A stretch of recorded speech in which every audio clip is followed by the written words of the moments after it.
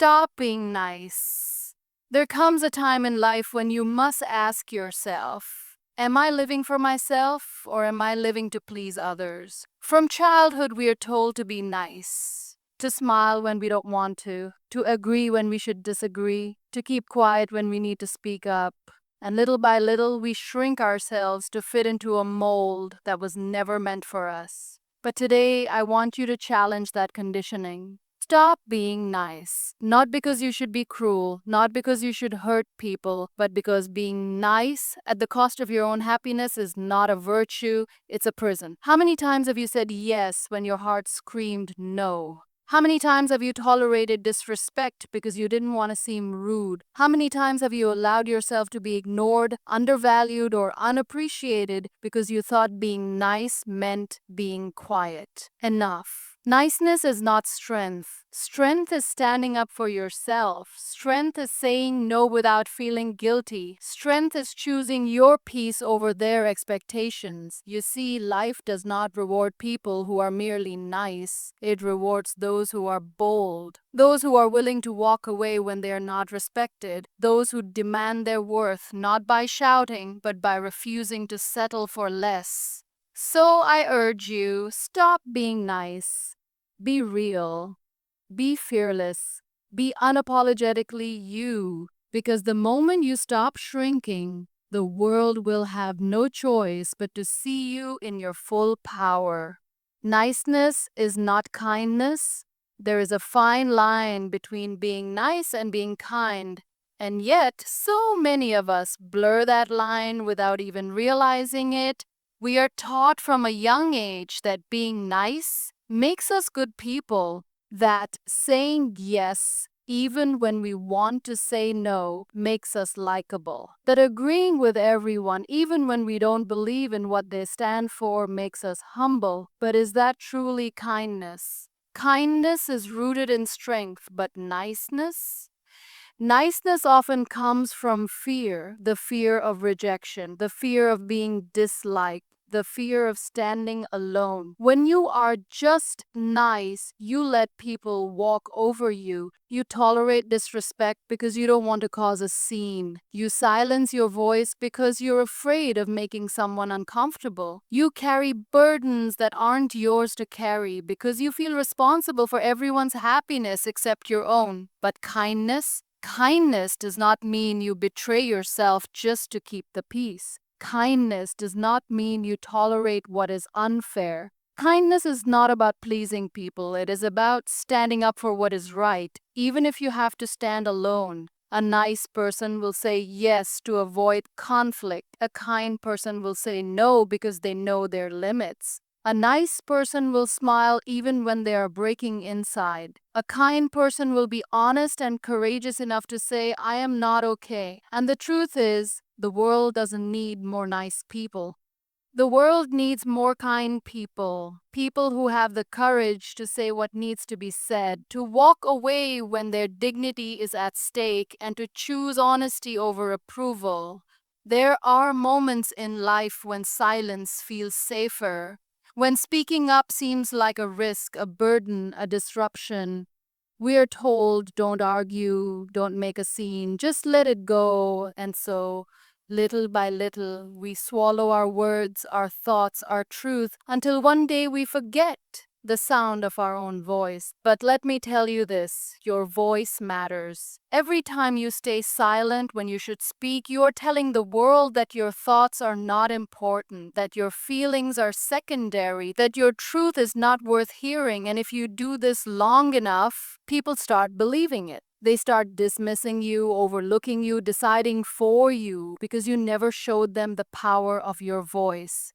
Speaking up is not about being loud, it is about being heard. It is not about arguing for the sake of argument, it is about standing firm in what you believe. How many times have you said yes when your heart screamed no? How many times have you tolerated disrespect just because you didn't want to seem difficult? How many times have you allowed someone else's voice to be louder than your own, even when you knew they were wrong? The world will try to silence you, not because your voice is weak, but because they fear its strength. But here's the truth: the moment you stop hiding, the moment you stop waiting for permission, the moment you say, "This is what I believe and I will not apologize for it," that is the moment you reclaim your power. Respect yourself first. There is a simple truth in life: people will only treat you the way you allow them to. If you do not respect yourself first, do not expect the world to do it for you.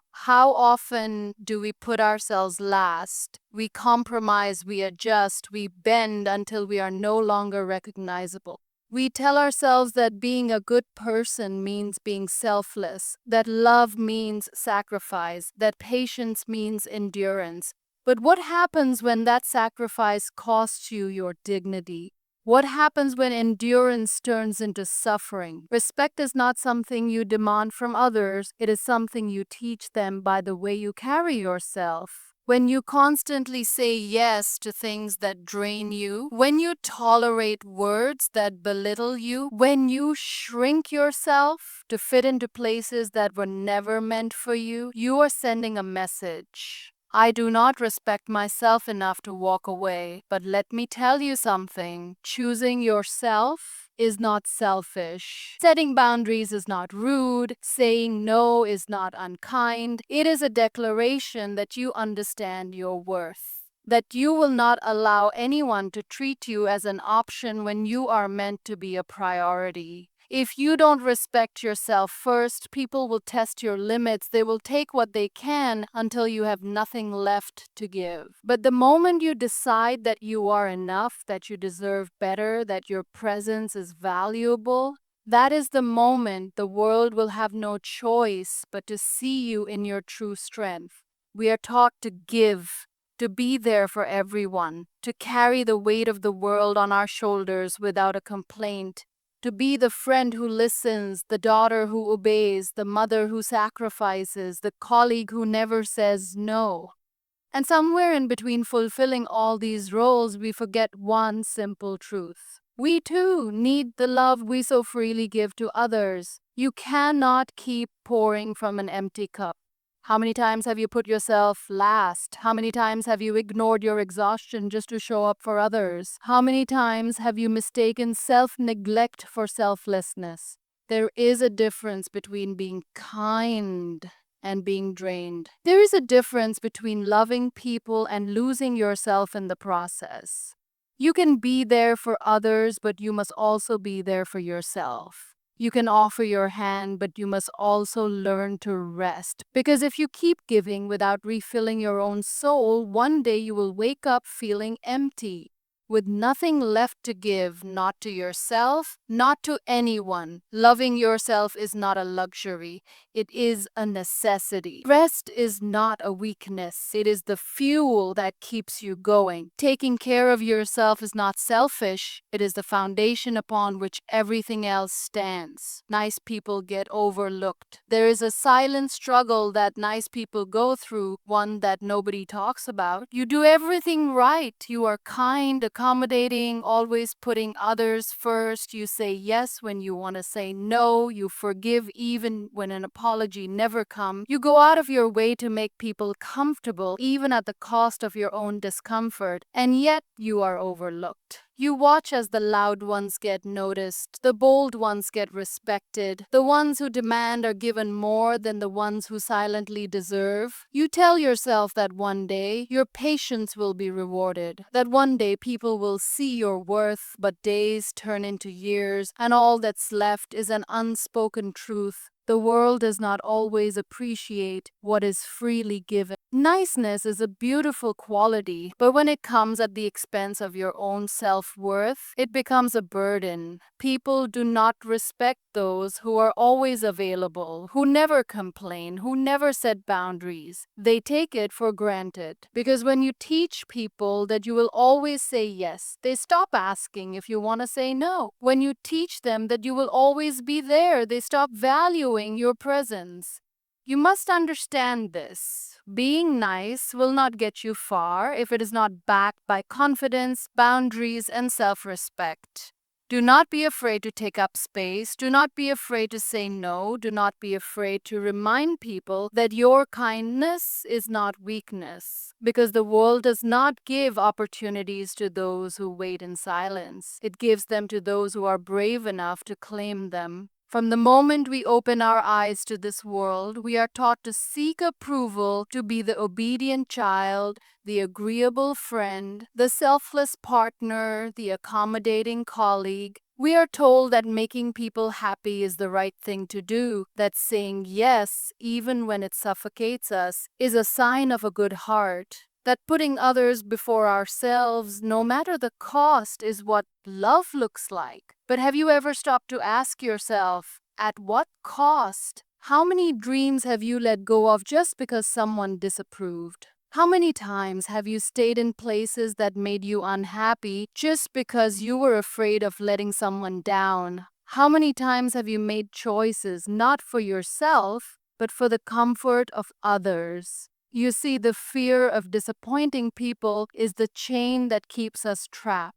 We say yes when we want to say no. We apologize when we have done nothing wrong. We hold back our truth because we don't want to make others uncomfortable. But here's something no one tells you. You cannot live a bold, authentic life without disappointing a few people along the way. You will disappoint the ones who expect you to always be available. You will disappoint the ones who benefit from your silence. You will disappoint the ones who want you to fit into their version of who you should be. And that's okay, because the goal of your life is not to be liked. It is to be free, to be at peace, to be true to yourself. Even if it means walking alone for a while. Fear of judgment is a cage. There is an invisible prison that so many of us live in. A prison with no walls, no locks, no chains, yet it holds us back more than anything else.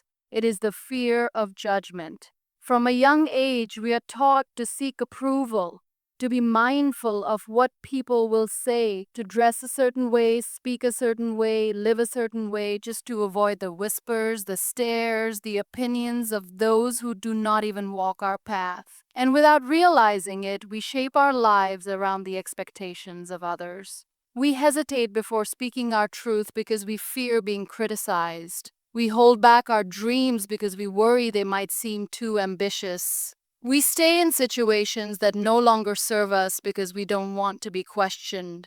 We shrink ourselves, we silence ourselves, we mold ourselves into versions that feel acceptable, but in doing so, we abandon who we truly are. Let me ask you something. Whose life are you living? The world will always have opinions. People will always have something to say. If you succeed, they will say you were lucky. If you fail, they will say they saw it coming. If you follow your dreams, they will say you are unrealistic. If you don't, they will say you wasted your potential. No matter what you do, there will always be voices around you. But here's what they won't tell you. Their judgment is not a reflection of you. It is a reflection of them, their fears, their limitations, their insecurities. And the moment you stop letting their words define you, you will realize that the only approval you ever needed was your own. There comes a moment in life when you must make a choice: to keep living in the shadows of doubt, or to finally step into the light of your own power. For far too long, we have been told to play small, to lower our voices, to adjust, to compromise, to not take up too much space. We are told that confidence looks like arrogance, that self-worth looks like pride, that strength looks like rebellion, and so we shrink, we silence ourselves, we wait for permission to be seen, to be heard, to be valued. But let me tell you something, power is not given, it is claimed. Your power is in your voice, in the way you carry yourself. It is in the way you say no to things that do not serve you. It is in the way you refuse to settle for less than what you deserve. It is in the way you stop waiting for someone else to save you and instead become your own hero. The world will try to make you doubt yourself. People will question your confidence, challenge your decisions, and tell you who you should be. But remember this: no one gets to decide your worth but you. not be afraid to walk boldly. Do not be afraid to stand tall. Do not be afraid to demand the life you deserve. Because the moment you stop asking for permission to exist, the world will have no choice but to recognize your presence. At the end of the day, life is too short to be spent seeking approval, too precious to be wasted on silence, and too valuable to be lived for anyone but yourself. You were not born to please, to shrink, or to blend in. You were born to stand tall, to speak your truth, to take up space, and to live unapologetically. So stop being nice at the cost of your own happiness. Stop silencing yourself just to make others comfortable. Stop carrying the weight of expectations that were never yours to bear. You do not owe anyone your peace, your dreams, or your dignity. What you do owe yourself is a life that feels like your own. Your voice matters. Your presence matters. Your dreams matter. And the moment you decide to stop waiting for permission, to stop fearing judgment, to stop putting yourself last, that is the moment you step into your power. That is the moment the world finally sees you for who you are: bold, fearless, unstoppable. So I leave you with this. Will you continue living in the shadows of expectations, or will you finally rise into the light of your own truth?